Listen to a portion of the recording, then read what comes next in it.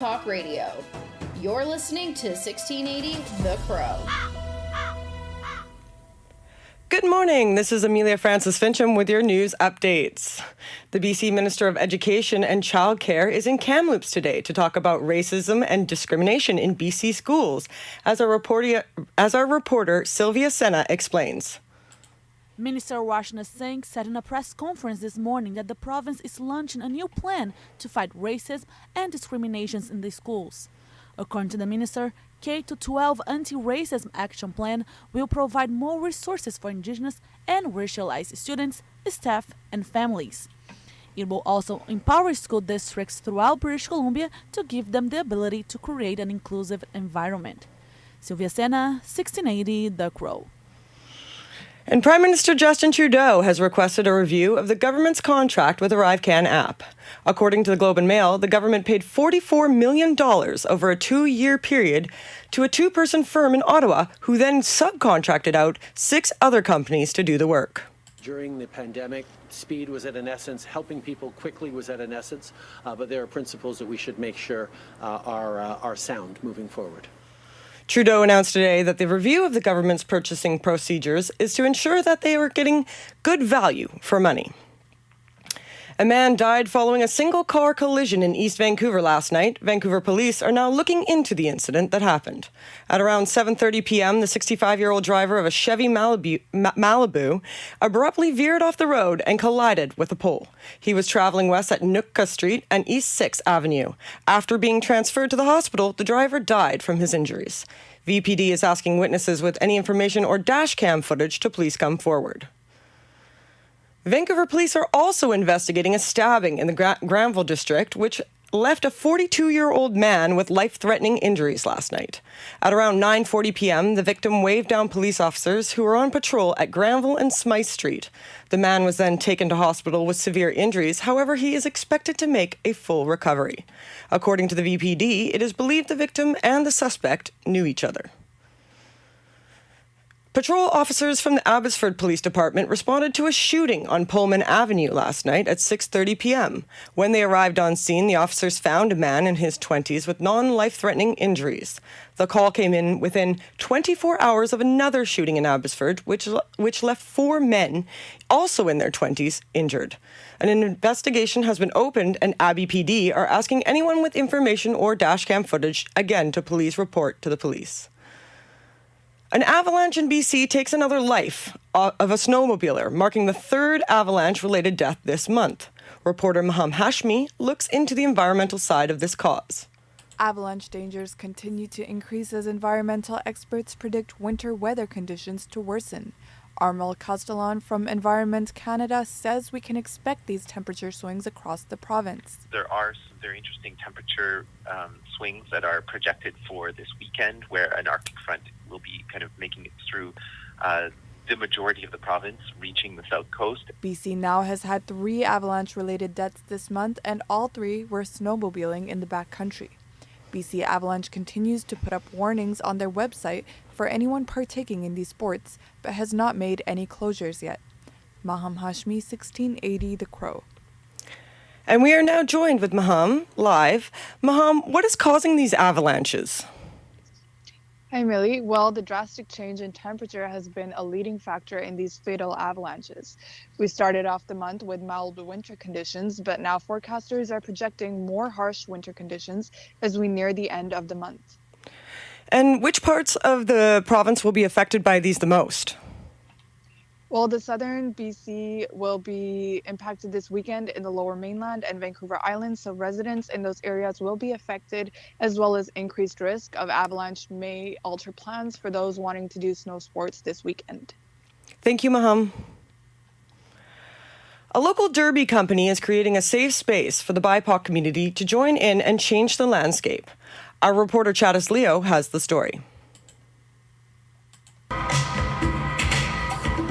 The music played by DJ Alibaba demands your attention when you walk into the Roller Skate Vancouver Arena. Traditionally, roller skating has been a Caucasian-dominated sport, but Roller Skate has started an initiative to welcome more people who identify as BIPOC to join their community. Along with DJ host Alibaba, they've designed this night to make people understand the history while being inclusive. Respecting the culture of where it came from, but also welcoming everyone, and especially the BIPOC community. We really want to, say, hey, this is our culture. Let's embrace it. But we want everyone coming. We're not going to say, white people are alone. No, we need everyone.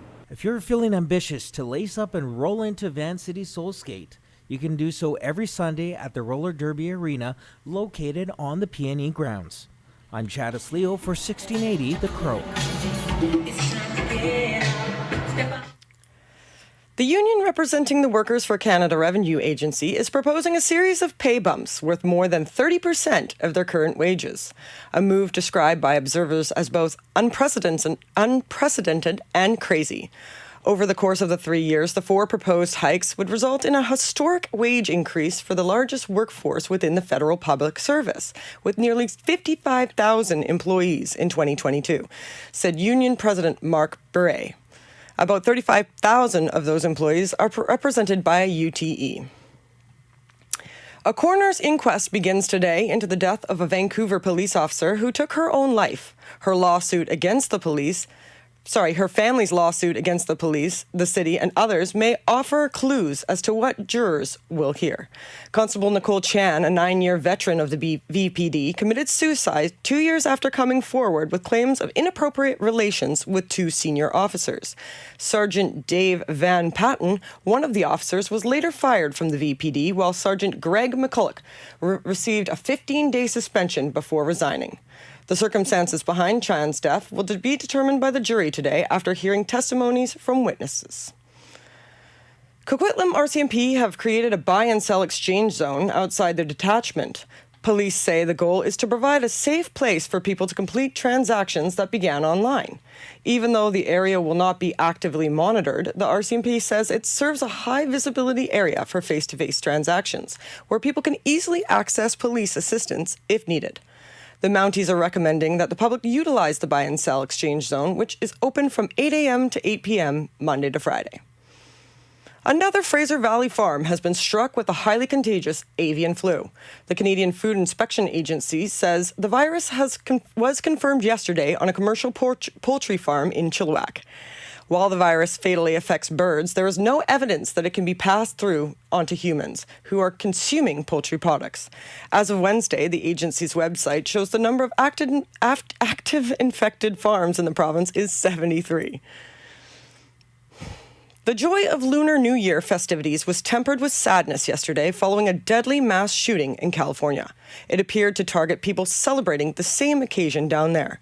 Prime Minister Justin Trudeau, who attended a parade in Vancouver for the holidays, says that while it was nice to see everyone celebrate in person for the first time since the pandemic, the shooting has caused sadness. His heart breaks for the people who were celebrating while violently being attacked, and he is sending condolences to all those who were impacted. U.S. President Joe Biden has ordered all flags to be lowered. President Biden Sunday night ordered flags around the nation to fly at half-staff until sundown on Thursday to honor the victims of the mass shooting in Monterey Park, California. In a written statement, the president said he and the First Lady were thinking of those killed and injured in the attack. The president said he directed his Homeland Security advisor to mobilize federal support and wanted to assure the community in Monterey Park that his administration will support it in every way it can. Karen Travers, ABC News, Washington. Poland is heaping the pressure on Germany right now to allow them to send German-built Leopard tanks to Ukraine. As Poland's prime minister sees it, Germany has over 200 Leopard 2 tanks in storage. Freeing them up for Ukraine would be extremely useful. But public opinion in Germany shows more are against such a move than are for it. Germany's paid a hefty price. Its economy has suffered greatly since the Ukraine conflict blew up. It's the industrial engine of the European Union, and its steady and secure supply of natural gas from Russia, now a distant dream. Tom Rivers, ABC News at the Foreign Desk. And that's all?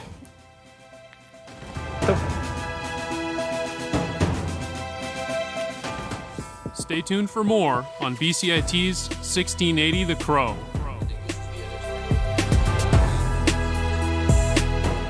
Everything is changing to digital. Everything is online. People aren't just waiting for the 6 o'clock news anymore. People want their news right now. They want to be able to go onto their smartphone, onto the internet, and see the news that they want to see. Vancouver is growing at, a really rapid rate, the Lower Mainland even, and with the tools that we're given here, we're able to cover all of that. Welcome to BCIT Magazine. I'm Radhika Sikki-King. In the program, they really leave it up to you. I mean, the help is there when you need it, figuring out how to use the programs like Premiere, Audition, and figuring out how to use the cameras. But it's up to you to sort of experiment and figure out what you can do when you go out in the field. They brought candles and flowers to remember the student who lost her life yesterday. Teresa May says the international community condemns Moscow. They really make sure that you know the basics and you are able to put out a quality product. I'm Brady Tretanero. And I'm Radhika Sikki-King. Thank you for tuning in to BCIT Magazine. This is sports on 1680 The Crow. Hi, I'm Amelia Francis Fincham, back with your sports updates. A U.S. tennis star, Ben Shelton, has landed a spot in the Australian Open quarterfinals. Americans are now guaranteed of an Australian Open men's semi-final berth after fighting fourth-round wins by debutant Ben Shelton and Tommy Paul. Shelton won the All-American battle with J.J. Wolf, securing a rollercoaster 5-set win 6-2 in the last. He now faces Paul, who reached his first major quarterfinal with a 4-set win over the gritty Spaniard Roberto Bautista Agut, the winner of that match, into the Final Four. Novak Djokovic conceded just 5 games to Alex de Minaur on his way to the quarters, his heavily strapped left hamstring seemingly giving him little trouble. I'm Graham Agars. And Christian McCaffrey scored a go-ahead 2-yards run in the fourth quarter, and San Francisco's defense did the rest, sending the 49ers to their second straight NFC title game with a 19-12 victory over the Dallas Cowboys. Here's the call that as McCaffrey rushes 2 yards for the touchdown, giving the Niners a 16-9 lead in the fourth quarter. Purdy out of the shotgun. Kittle and Juszczyk right. Ayuk the other side. Handoff McCaffrey. Touchdown! San Francisco! And that's all we have for today. I'm Amelia Francis Fincham. Thanks for joining us. This is 1680 The Crow.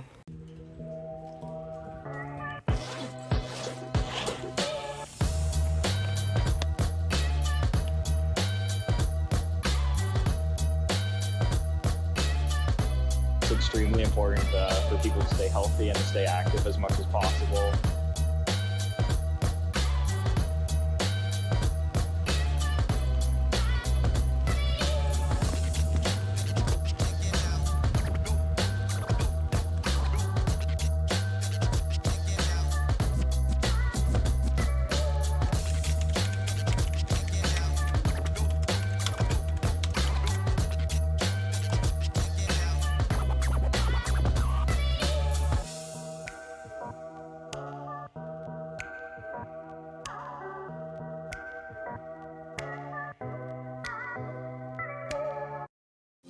This is 1680 The Crow, and you're listening to our feature presentation.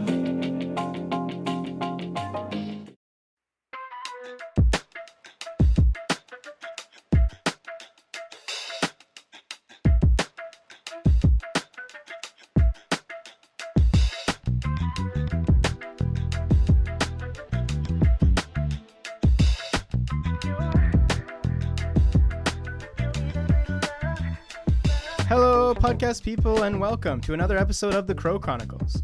I'm Kevin Pontius with my co-host Joseph Augusti. Joseph, what's our topic today?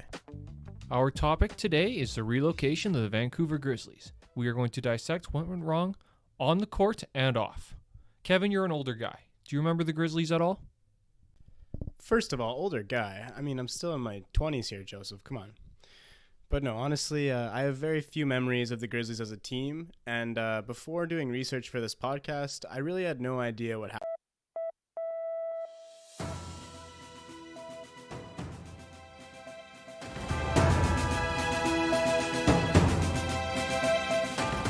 Stay tuned for more on BCIT's 1680 The Crow.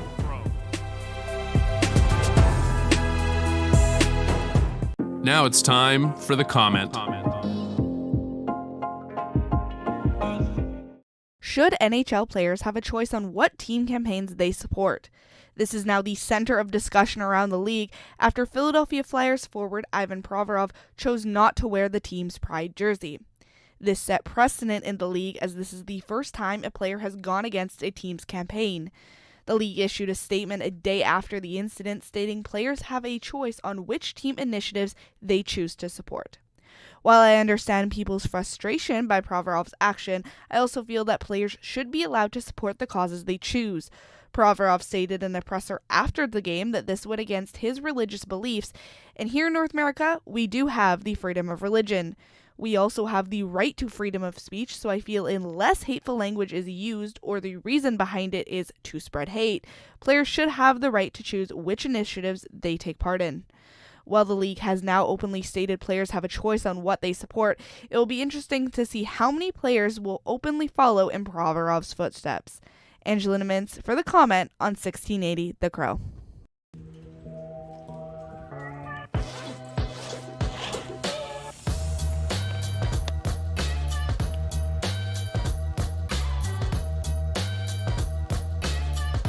It's extremely important for people to stay healthy and to stay active as much as possible.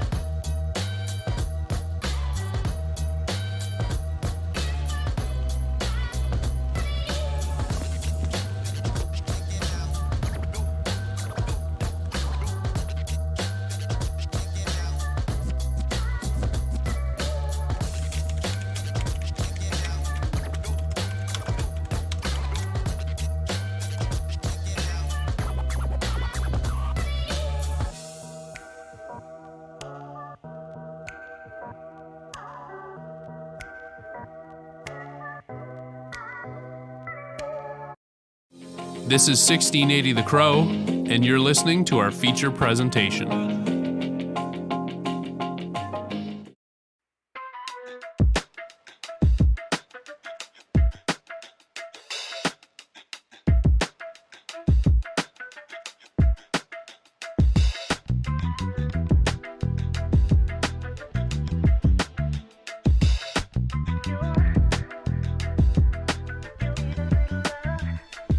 Hello, podcast people, and welcome to another episode of The Crow Chronicles. I'm Kevin Pontius with my co-host Joseph Augusti. Joseph, what's our topic today? Our topic today is the relocation of the Vancouver Grizzlies. We are going to dissect what went wrong on the court and off. Kevin, you're an older guy. Do you remember the Grizzlies at all? First of all, older guy. I mean, I'm still in my 20s here, Joseph. Come on. But no, honestly, I have very few memories of the Grizzlies as a team, and before doing research for this podcast, I really had no idea what happened. Do you have any memories of this team? I wasn't actually alive. Well, I was technically, but I was 6 months old when the Grizzlies relocated. And looking back, it just seems ridiculous.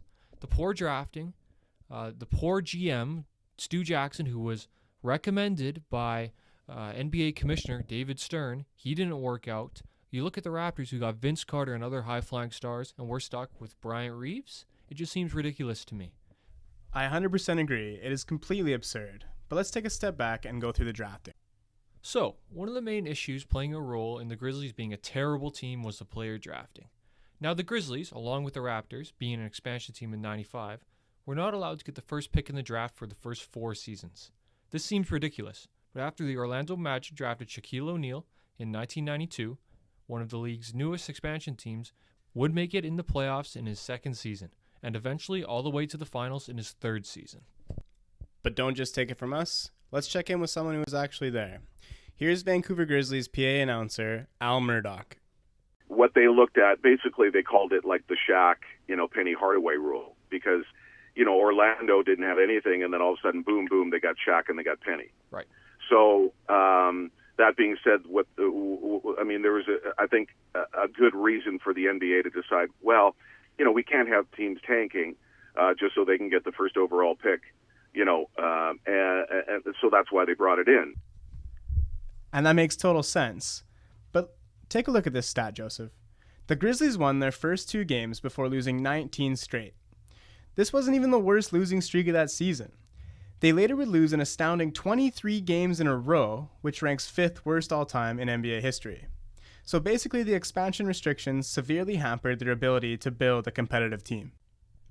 So when you hear about the Orlando Magic having success after drafting Shaquille O'Neal and then them changing the draft rules for the Canadian expansion, do you think it's fair because of that, because they had so much success in Orlando? I actually don't, Kevin. Well, you realize that it wasn't like the Magic spawned with the first overall pick. They earned it. They were bad. How do you expect teams to get better if they're not drafting high? The Grizzlies, of course, because in the expansion draft, you're only taking players that other teams don't want. It's really, really hard to be a good team just building out of the expansion draft. Every good team in the history has had high draft picks, pretty much. So if you're not getting high draft picks, how do you expect them to get better? What a ridiculous process. I don't think for a second that if it was 2 American teams, it would have had the same situation. But that's just me with my tinfoil hat. That's an interesting take. I asked TSN legend and Grizzlies sideline reporter Rod Black the same question. Rod, take it away. I think they learned a lot from last time. I don't think they will let that happen. No, and I honestly, again, it's easy to go the anti-Canadian route on that and say, oh no, it'll never happen in the States. I just think they did it.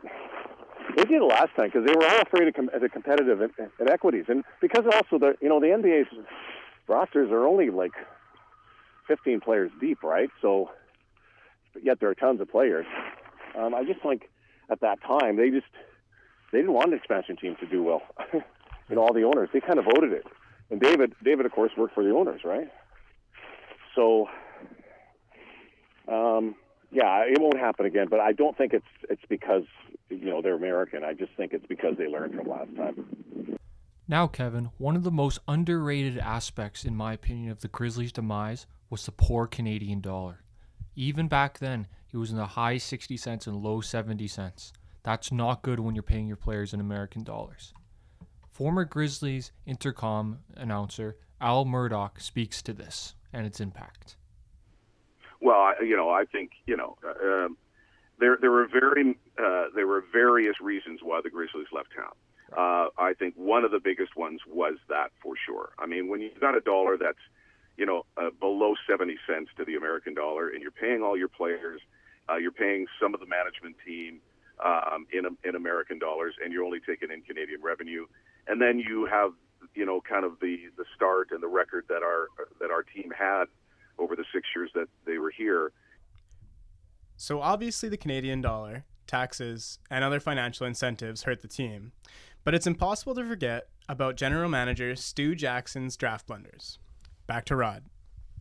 I like Stu Jackson, but I just don't think he was, I don't think they built a team properly then. I really don't. Yeah. And from the day they drafted Big Country Reeves, I love the guy. Nice guy. Mm-hmm. And having said that, like years later, does it really matter? But, you want to sell the game, and they didn't really have to at the time because they were getting fans anyway. But if you want to sell the game, you got to go for this. Again, sure. Look who was in the draft that year. Look who is in the draft that year, and the years beyond. Now, I know this is revisionist history, but the Grizzlies' poor scouting is one of the most soul-crushing things for a Vancouver sports fan to reflect on. Joseph, do you want to take this one? Absolutely, Kevin. So, the Grizzlies took, with their top 10 picks in their first couple of years, Bryant Reeves, Sharif Abdur-Rahim, Steve Francis, and Mike Bibby. Here are some of the players they could have taken. First, Kobe Bryant. Second, Steve Nash. Third, Kevin Garnett. 4, Dirk Nowitzki. 5, Vince Carter. And 6, Paul Pierce. Those are 6 Hall of Famers. I know Vince technically isn't in yet, but he will. Just think of how different the trajectory of the team would have been had they had a competent scouting staff from the very beginning. But forget the players. That's living in the past. Stu Jackson never should have got the job in the first place. So do you think the only reason Stu Jackson got his job is because of nepotism? Not necessarily, because they're not well related. It was just a bad recommendation. That happens all the time in every workplace on earth. No one's well, I am blaming David Stern. I mean, it's nothing personal, but This was David Stern's fault at the end for handing the Grizzlies a poor executive. You look at all the teams. Everyone's got a Phil Jackson or a Jerry Krause or a Rob Pelinka, if you want to go that far, or a Masai Ujiri, to use a certain term. But it all starts up top. If the chicken is bad, so are the eggs. Never heard that one. I just made it up. The chicken is, I'm using that for sure. Right.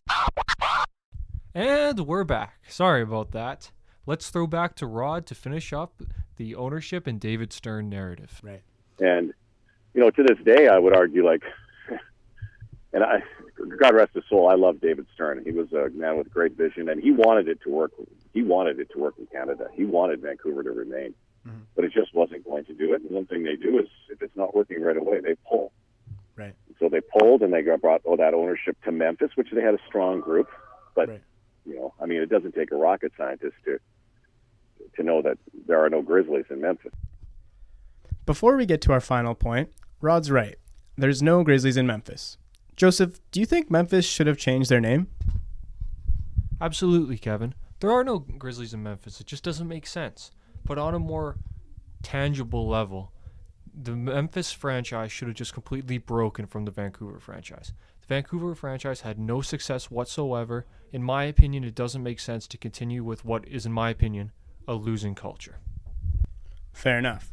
So we've touched on the horrendous expansion draft restrictions, the lack of players wanting to play north of the border, ownership, and poor draft selections. Joseph, did we miss anything? Kevin, there's one more thing we haven't touched upon, and that is the selection of Steve Francis. With the second pick in the 1999 NBA draft, the Vancouver Grizzlies select Steve Francis from the University of Maryland. Steve Francis was a high-level point guard coming out of college. That's good. The problem was the Grizzlies already had previously selected Mike Bibby second overall. So now with the Grizzlies having the second overall pick yet again, they decided to take Steve Francis. Not a problem, right? You normally want to go best player available. The problem was Steve Francis had already stated publicly that he did not want to play for Vancouver under any circumstances. He wanted to play for his hometown Chicago Bulls. But the Grizzlies selected him anyway. So the key was, can they convince him to stay there? The answer actually was yes.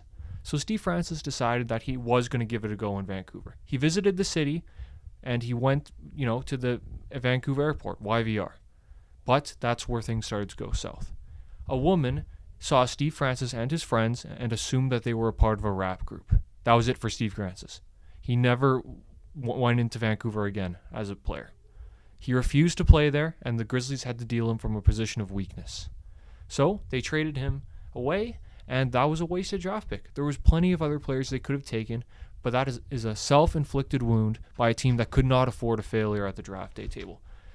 Getting beyond him not wanting to play there, they shouldn't have taken him because they already had Mike Bibby. Steve Francis, in my opinion, is the definition of all that went wrong in Vancouver. Poor drafting, player reluctance, and short-sighted thinking overall. So that pretty much sums it up. Now before we wrap it up, let's get two different perspectives on the future of Vancouver basketball. First, here's Al Murdoch. And again, first off, the NBA is not interested in expansion right now. Yes. And I can't imagine that they would be interested in expansion, at least another 5 years, maybe longer. They took a shot at Vancouver before, as David Stern, the late David Stern, the ex-commissioner, would say, it's one of the biggest disappointments as being the commissioner Right. is having Vancouver fail. But that being said, you need somebody with $1 billion to be able to get a new team. Oh yeah. So, and again, $1 billion, and you're in Canada, and again, our dollar is hovering around 72, 73 right now. Yes. There was a time over the last decade or so where it was maybe not a decade, but where it was at par. But I don't know if we'll ever see those times again. So you've got to have a guy with massively deep pockets, or an organization or a group of people with deep pockets to be able to even have a shot at even getting a franchise, let alone trying to make it successful in Canada. So if you're asking me whether or not we're going to get another team in my lifetime, I highly doubt it. Well, that's kind of depressing. But thank you anyways, Al. Rod Black has a different point of view. Take it away, Rod. By the way, I still believe that Vancouver could get an NBA franchise. The market's still there. You just need those days of ownership. Look at the owners of the Raptors at the time, the Slates and the Bitovs. I mean, you had to be just a $100 millionaire, right? And you could own a team and have a piece, and it would be fun. You have to be a billionaire plus now. Yeah. Look at Eugene, again, the late Eugene Melnyk in Ottawa. Yeah. Why, they struggled as well. Eugene Melnyk wasn't a billionaire. Right. That's what it is. All of any singular ownership or ownership entities have got to be part of a large corporation. So maybe one day, if someone has deep enough pockets, Vancouver basketball will return once again. For Kevin Pontius, I'm Joseph Augusti. Be sure to check out the other episodes of the Crow Chronicles, as well as our social media, at BCIT Journalism on Twitter, and at BCIT News for Facebook and Instagram. Thanks a lot for listening. Have a great day.